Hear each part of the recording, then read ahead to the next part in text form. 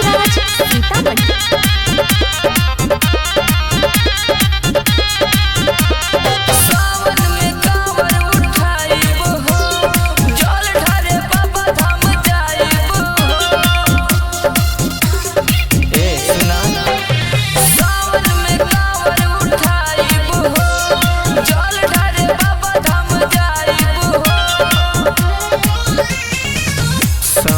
साके बोला धनिया खाके हमर कसम कसम कसम।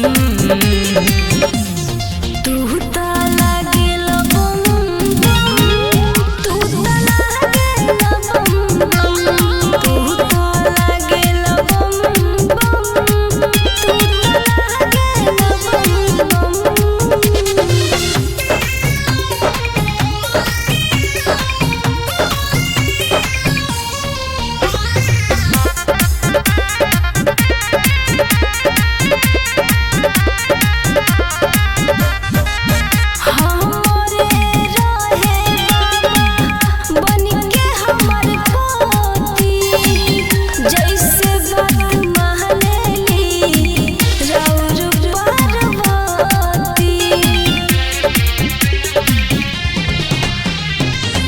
भांग धतूर लैनी आज हम दूर के, भोला के मनाला जानू जला के कपूर के। तोहरा के जिंदगी में पाइब हो, बाबा के कबो न भुलाइब हो। बाबा से बाटे इहे गुहार, हमहू भूखब सावन सुमार। नजर टोना लगी नाही होई सब भसम भसम हे भसम।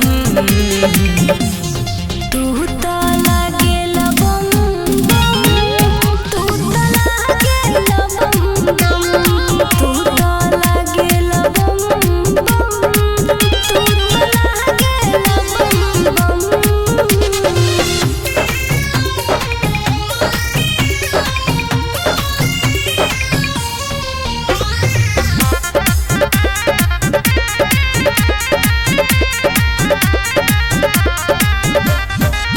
जख्मी के बोलाला बाबा गजेंद्र के साथ हो, रखल रही बना के गरवे के साथ हो। जख्मी के बोलाला बाबा गजेंद्र के साथ हो, हरदम बना के रखी गरवे के साथ।